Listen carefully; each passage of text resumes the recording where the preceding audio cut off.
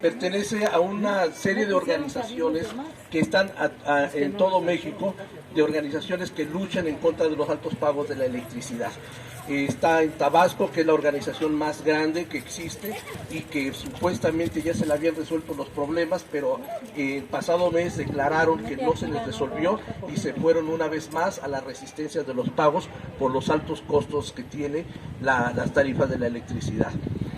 ¿Por qué planteamos nosotros la renacionalización? ¿Qué es lo que está detrás de todo este asunto? Primero hagamos un poco de historia.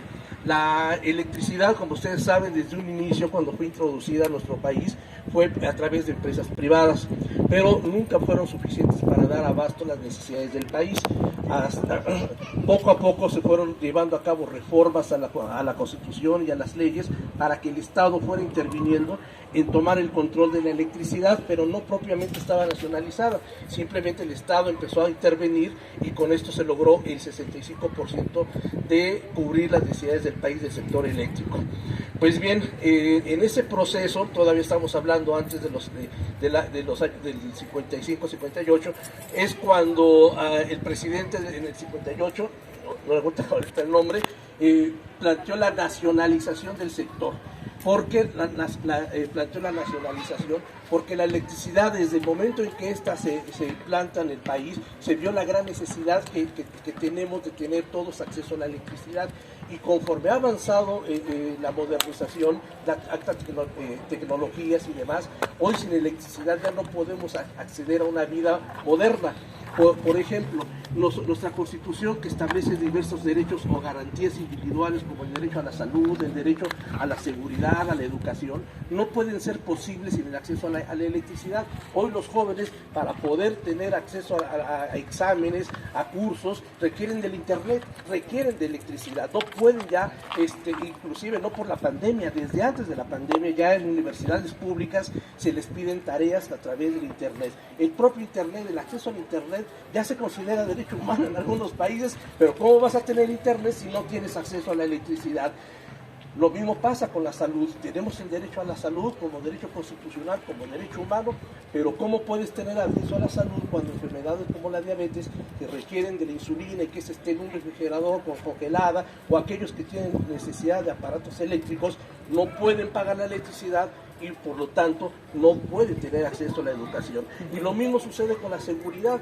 Imagínense que la luz pública ya no fuera pública, que estuviera a manos de empresas privadas. ¿Cómo podríamos estar pagando la electricidad de las calles? Y si no tienes, que no vas a tener acceso a la electricidad, los jóvenes, las amas de casa que llegaran en la noche a sus casas, ¿con qué seguridad podían acceder si no hubiera electricidad? Por lo tanto, la electricidad tiene un factor importantísimo. El problema es que la importancia de la electricidad únicamente se ve a favor de los empresarios. Y esto es lo que llevó en el año, cuando inicia el gobierno de Peña Nieto, a la famosa reforma energética, que como todos sabemos, en el fondo no era nada más que una forma de privatizar el sector. Dividen la electricidad en generación, transmisión, comercialización, distribución de electricidad y dejan la generación en manos privadas. Y dicen, todo lo demás es público. Y dices, a ver, ¿qué está pasando? La generación de la electricidad en manos privadas y la distribución ya es pública. Esto quiere decir que yo puedo poner una planta eólica, ¿no? Una máquina pues que aproveche el viento para generar electricidad, y por lo tanto es obligación tuya del Estado poner postes, poner cables, transformadores, para que yo pueda vender mi producto sin que yo pague servicios del poste, sin que pague el uso del cable, de los transformadores, de las rectificadoras. Y pues sí, así lo hicieron. Esta situación es terrible porque llevó a una bancarrota a la Comisión Federal de Electricidad, de tal manera que toda esa reforma energética crearon la ley de la industria eléctrica, hicieron determinadas leyes para dejar a la Comisión Federal de Electricidad únicamente como un organismo para venir, cortar cables y reparar fallas, nada más. Lo que antes hacía la CFE de generar, transmitir, distribuir, quedó en manos privadas. Ya únicamente los trabajadores de la CFE se dedican únicamente a reparar las instalaciones y a cortar para aventarse la bronca contra los usuarios, ¿no? Los que generan la electricidad y son los que finalmente se han beneficiado con el alto costo de las tarifas son las empresas privadas. ¿Qué sucedió también? Que fueron desmantelando distintas empresas generadoras de electricidad, empresas que estaban en funcionamiento y que estaban dando servicio, las fueron desmantelando para poder establecer contratos con empresas privadas. ¿Qué hicieron las empresas privadas? Bueno, ellos con el discurso de la ecología, y digo discurso porque se habla de energías limpias, por eso mejor lo tomo después. Hablan de las energías limpias, efectivamente, vienen, instalan plantas generadoras de electricidad, solares y estas eólicas, pero ¿qué sucede? Ven terrenos principalmente en el istmo de Tehuantepec, que es una zona donde se cruzan los vientos tanto del Atlántico como del Pacífico, y es una zona pues que siempre ha sido envidiada históricamente desde Estados Unidos, que se han querido apropiar de toda esa zona por la pequeña, la parte más estrecha del continente. El caso es que ahí fue aprovechado para poner esas plantas eólicas, pero lo hicieron a través de engañar a comuneros, a indígenas, dueños de todas esas propiedades, y les hicieron contratos en verdad leoninos, en donde les pagan, por ejemplo, $1 por metro. Les hicieron contratos en donde según ellos ya pueden tener acceso a todo su territorio, pero nada más van a pagar los metros cuadrados donde está instalado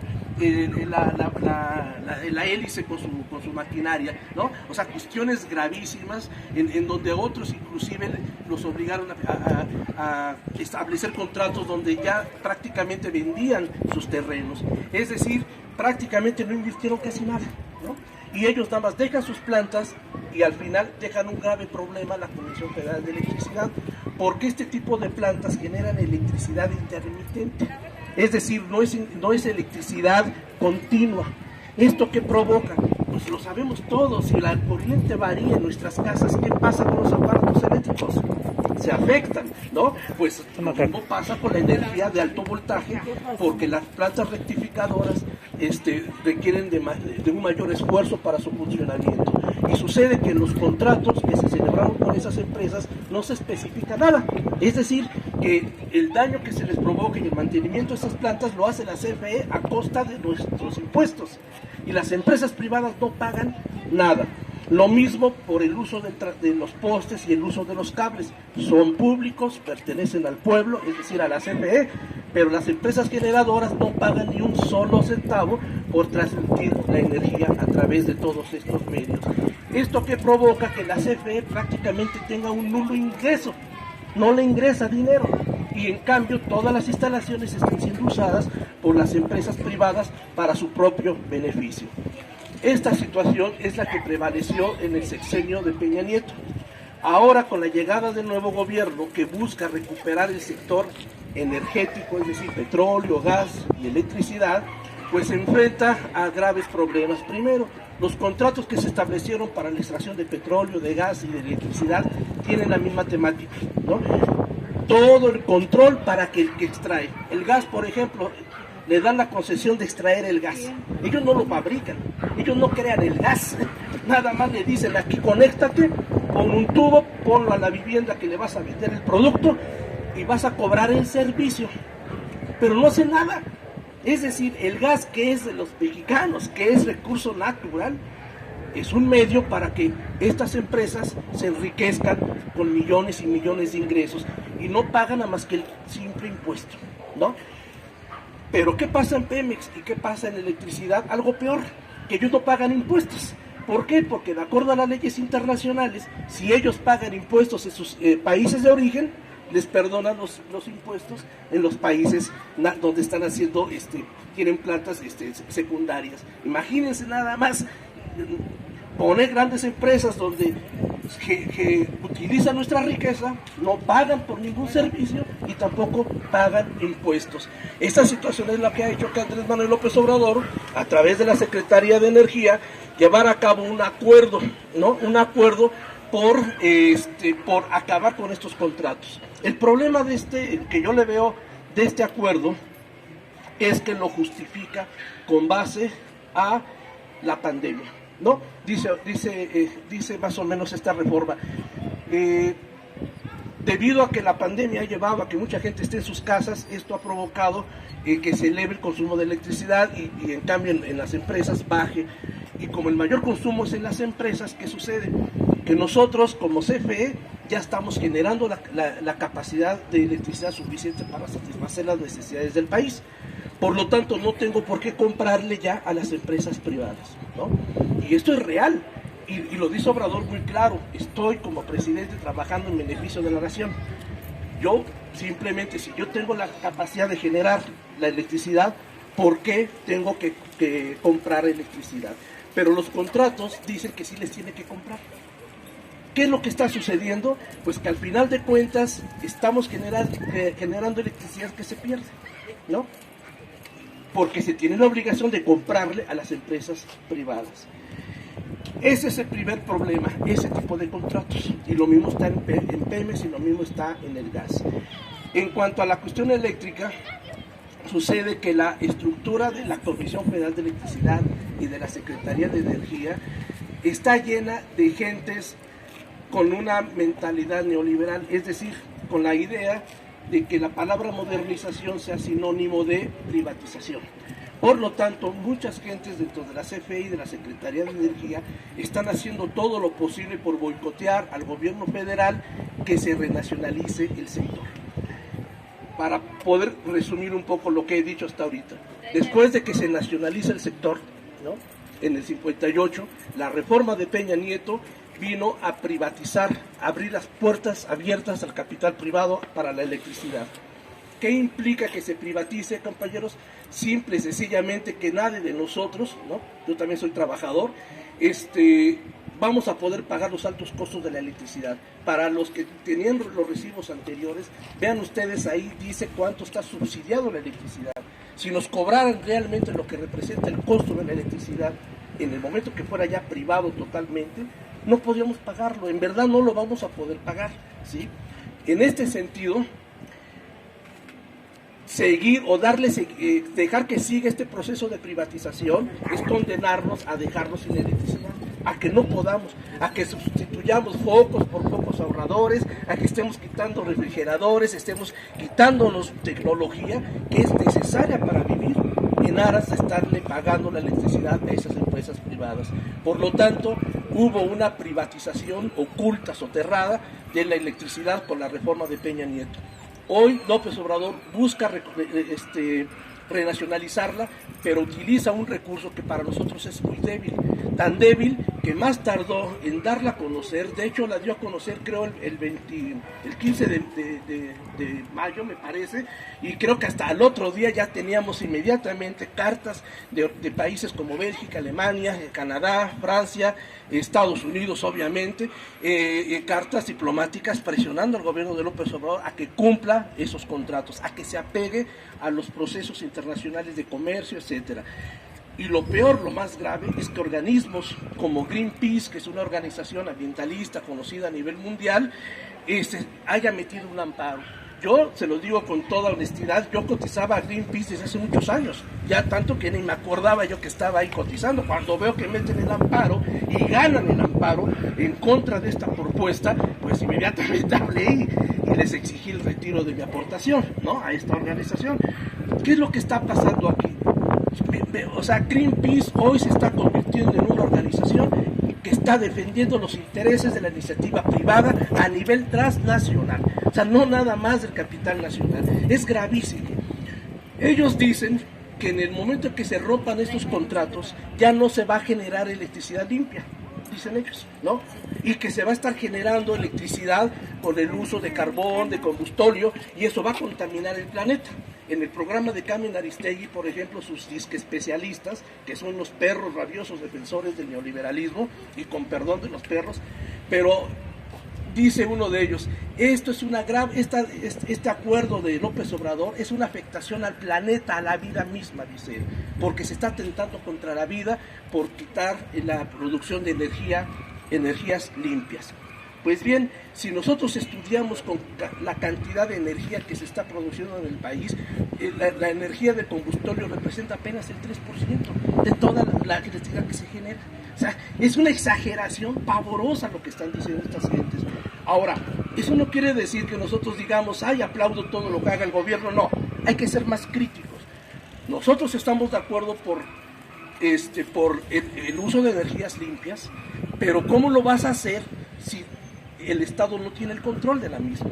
¿No? Lo primero que se tiene que hacer para hacer tener el control de la energía es que el Estado tenga el control de la misma y no como ahorita que se está favoreciendo a empresas privadas.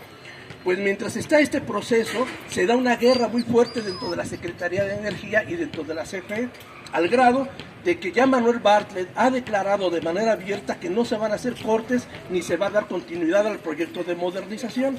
Pero ¿qué sucede? Que a cada rato vemos pasar las camionetas de la CFE llevando a cabo cortes de electricidad en muchas casas habitación y están cambiando medidores y están cambiando transformadores.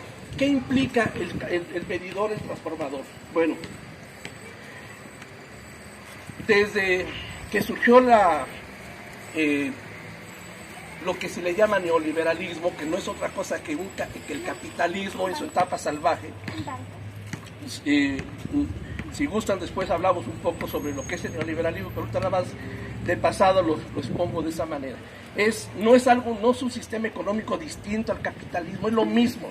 Es un regreso al siglo XIX, a las condiciones económicas del siglo XIX, donde los empresarios se adueñan de todo para hacerlo productivo, pero para sus intereses. Nada más que le llaman neoliberalismo, le cambian los nombres. Por eso de ahí nos utilizan la palabra modernización. De tal manera que te dicen, oye, ¿cómo no estás de acuerdo con modernizarte? A ver, vamos a ver a qué le llaman modernizarnos. Ellos dicen que nos van a cambiar transformadores, cables y medidores para tener un mejor conteo de su consumo eléctrico y que están modernizando el sistema. ¿A qué le llamamos modernizar? La palabra modernizar es mejorar en tecnología, en eficiencia, es decir, más económico y más eficiente su servicio, ¿no?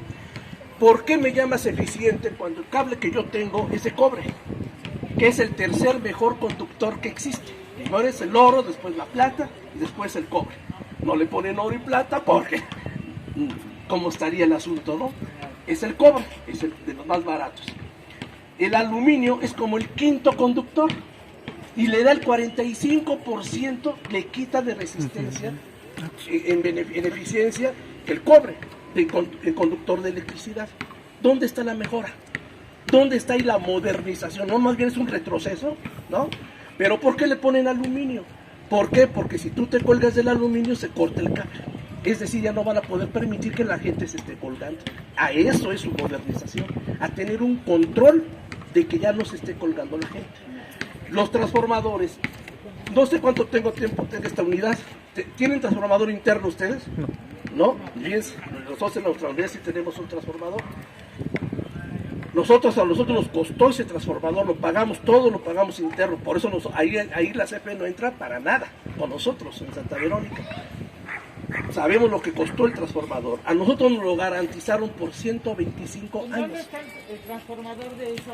De la unidad Santa Verónica, dentro de la unidad. ¿Dentro en dónde? Porque yo ahí tengo un hermano que vive ahí. Es exactamente en el mero centro de donde está el estacionamiento. Ahí va a ver el transformador en la parte de arriba. ¿Dónde está ese que hicieron para jugar? No, en el mero estacionamiento.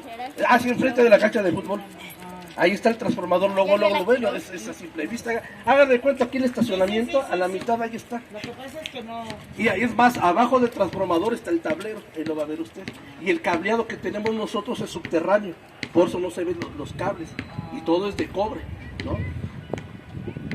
El caso es que esos transformadores nos los garantizaron a nosotros por 125 años. Fíjense. ¿Saben cuántos fueron esos transformadores que están colocando? La garantía te dan de 5 años. Porque cuando mucho te duran 10 años. Además explotan. Además esos transformadores anteriores eran con corriente trifásica. Ahora te los están colocando de acuerdo a lo que ven. Si hay tortillería, si hay industria que tenga la necesidad de trifásica, te ponen trifásica. Pero si se quema, ahora lo vas a tener que pagar tú, ¿no? Son bifásicos y monofásicos.